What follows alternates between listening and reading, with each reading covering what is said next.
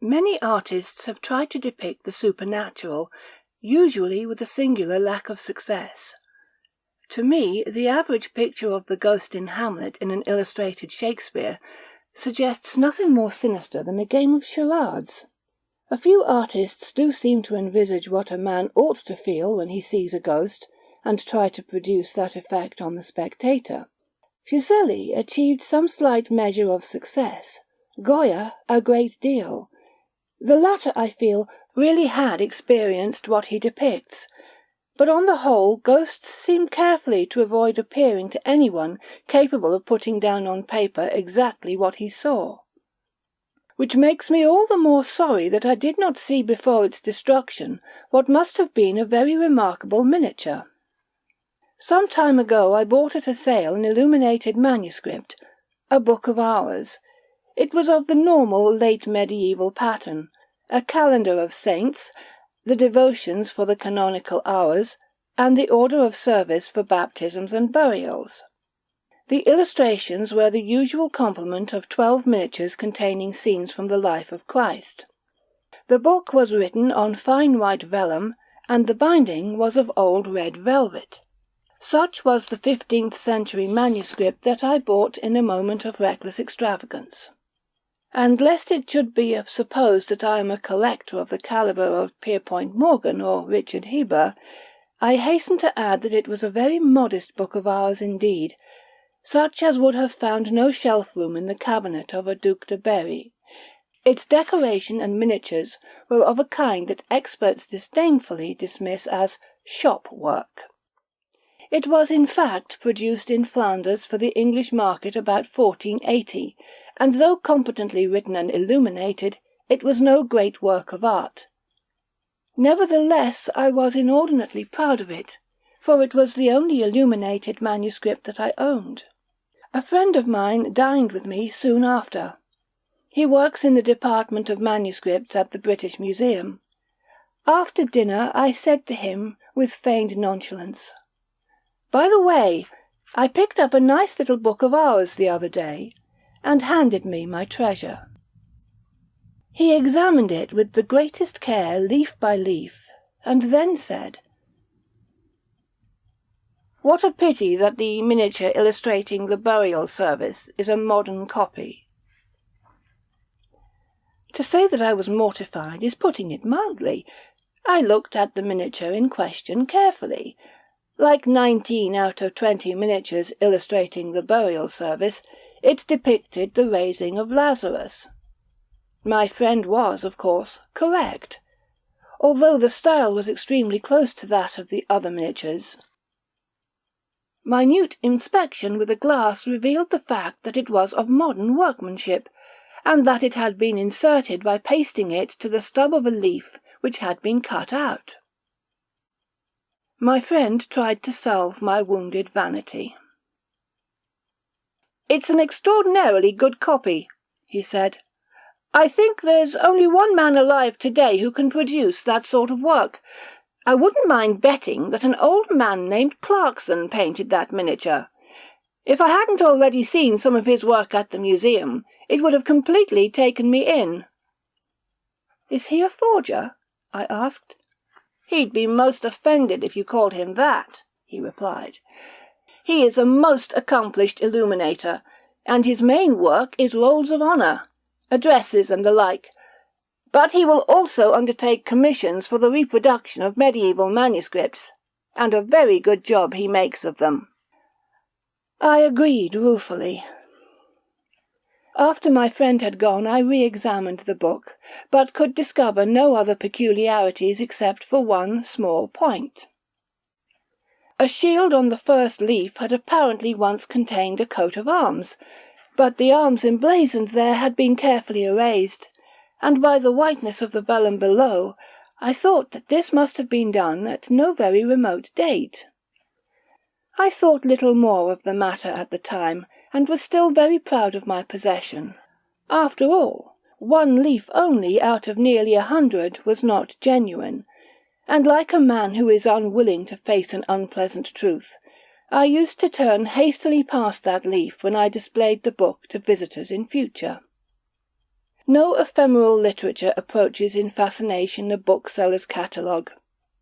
To receive one at the breakfast table, skim through it with one's bacon and eggs, send off a postcard by the first mail for some long-sought rarity, or even a telegram if circumstances demand it. These are among the highest pleasures of life. Nor can I bring myself to throw away a catalogue when it is out of date, until a mountainous accumulation of them demands some drastic action. Then, perhaps once in 3 years, there is a gigantic sorting. Some are earmarked to be retained permanently as works of reference.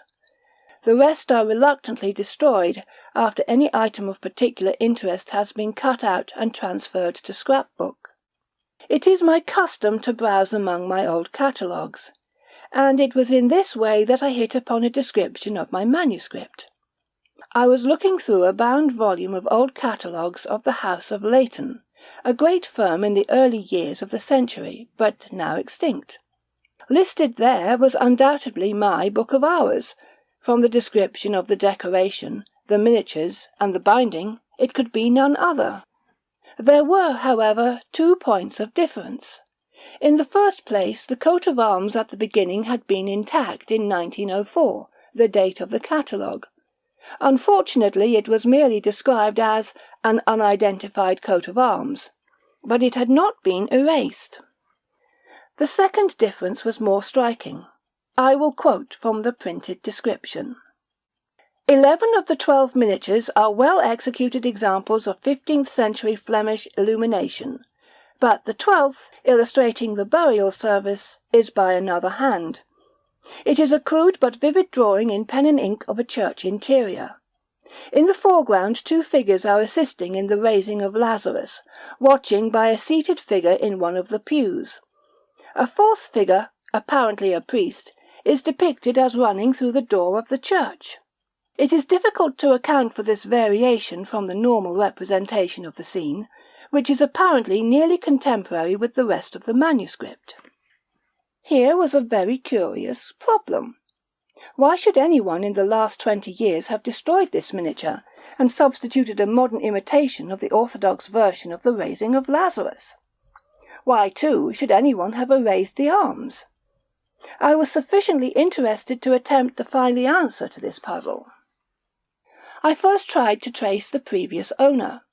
At the sale in which I bought it, the book has been described as the property of a gentleman, and the auctioneers would not naturally disclose the identity of their client. Next I got the address of Clarkson, the illuminator, from my friend at the museum and went to see him.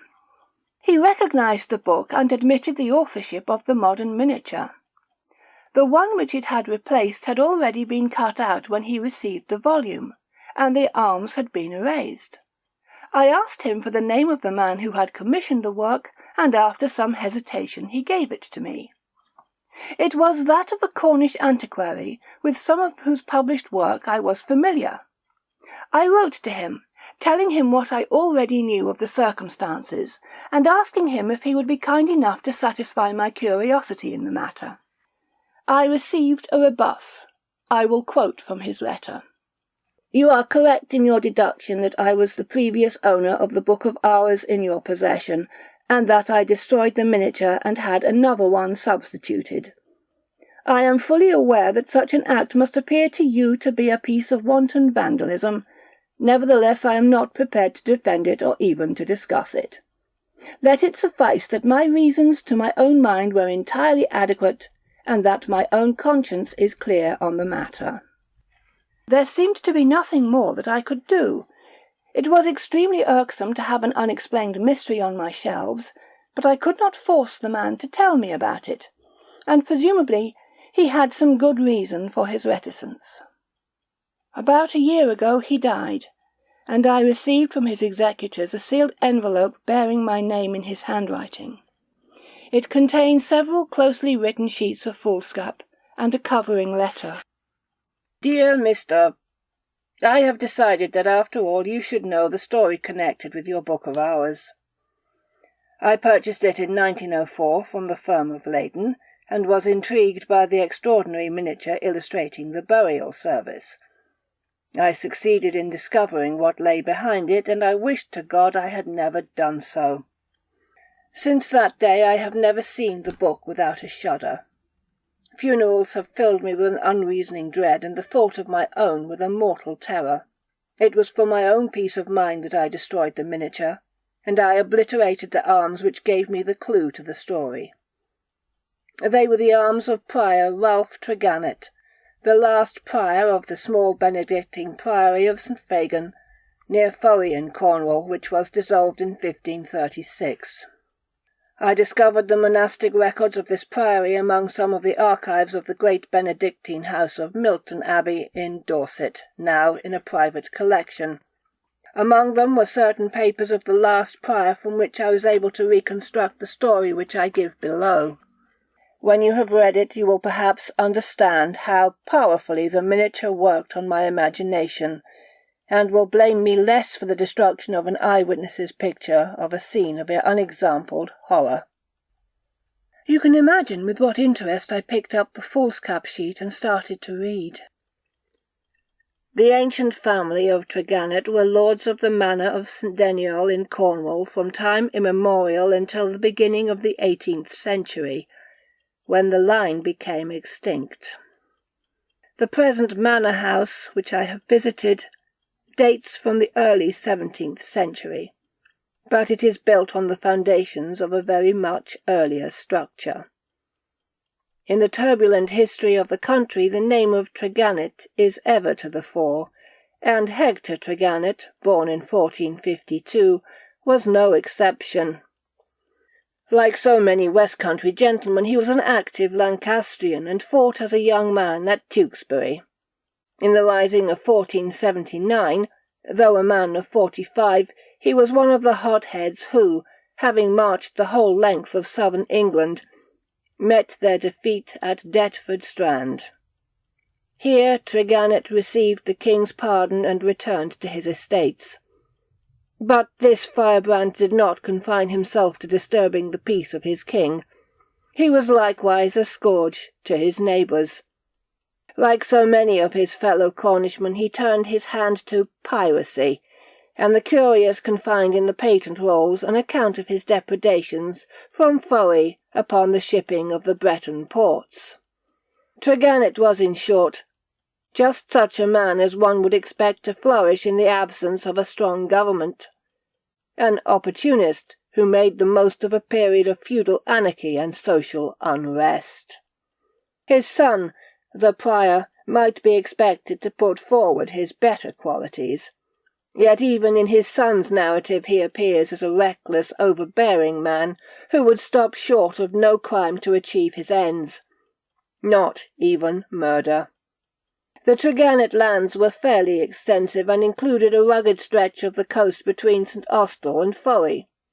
To the east were the church lands of the priory of St. Fagin, and in the priory church were the tombs of past generations of Tregannets. To the north lay the small estate of a yeoman farmer named Thomas Prest. Between the families of Prest and Tregannet there was a feud, the origins of which went back to some boundary dispute of remote antiquity. Thomas Prest appears to have been an upright, resolute man who refused to be intimidated by his more powerful neighbour. He would seem to have acted with great moderation under considerable provocation, for on several occasions his cattle had been driven off and his servants assaulted, and in those times of civil war it was hard to obtain any legal redress. His estate, though not large, was a good one, and Hector Tranet had for many years cast covetous eyes upon it. In the year 1502 he succeeded in incorporating it within the manor of St. Deniol by methods of peculiar ruthlessness. The prior's narrative is slightly ambiguous, but there is little doubt that he circulated in the surrounding countryside dark stories of witchcraft, which finally so inflamed the minds of the superstitious peasantry that one night they went in a body to Prest's house and fired it. Tregannet himself watched the outrage with every sign of satisfaction. Prest and his wife, they were childless, were trapped in an upper room, but the crowd made no attempt to rescue them. As they stood round the blazing building, The smoke cleared for a moment, and the form of Thomas Prest could be seen at the window. He recognized Tregannet below, and after calling upon God to bear witness to his innocence, he set a curse upon his enemy, that he would never be buried with his forefathers in the priory church of St. Fagin. The smoke eddied up again, and he was seen no more. Both he and his wife perished in the gutted building, and in default of an heir, his lands were seized by the Tregannets. The conscience of Hector Tranet did not, however, rest easy. He could not forget the curse put upon him by the neighbour whom he had wronged. He went abroad less than he had done, and abandoned his piratical enterprises, for he was resolved to die in his bed and find his last resting place with his forefathers. In 1510 he died. At his deathbed his 2 sons swore they would bury him in the priory church. He thought that he had cheated the curse. The day of the funeral was hot and airless, and the sky overcast. An oppressive atmosphere of expectation lay like a pall over the countryside. The coffin of Hector Tregannet was slowly carried from his house into the priory church and set down before the choir steps. The nave was full of the dead man's tenants, and in the choir were the 10 monks of the establishment and 6 of the lay brothers. As the voice of the officiating priest chanted the burial service, the heat became more and more stifling, and the interior of the church became darker. Just as he reached the words, "Memento homo, quia pulvis es et in pulverem revertis," there was a sudden vivid flash of lightning, and a single clap of thunder right overhead. The congregation was half blinded by the flash, but when their eyes were accustomed to the gloom once more, they saw 2 figures standing on the choir steps, one on each side of the coffin. And as one man the congregation and the monks rose and ran headlong from the church, even the priest who had been reading the service. And as they ran, torrential rain began to fall with a continuous roaring sound. But the younger son of the dead man did not run away, because he was lame. He tried to avert his eyes from the 2 figures on the choir steps, but he could not. And he saw that they were blind, for their faces were charred and shapeless, and the arms with which they groped and fumbled at the coffin ended in blackened stumps. He must have fainted, for he remembered no more until he found 2 monks bending over him. Several hours had passed before any of them had found the courage to return. Of the figures there was no sign, and the coffin was empty. The body of Hector Tregannet was never seen again by human eye. The younger son devoted the rest of his days to the service of God. He entered the Benedictine order and eventually became the last prior of St. Fagin's. He gave the estate of Thomas Prest to the church, and as an act of penance for his father's sins, to keep ever fresh in his mind the danger of incurring the divine wrath, he set down on vellum the scene in the priory church, and substituted it for the Flemish miniature of the raising of Lazarus in his Book of Hours.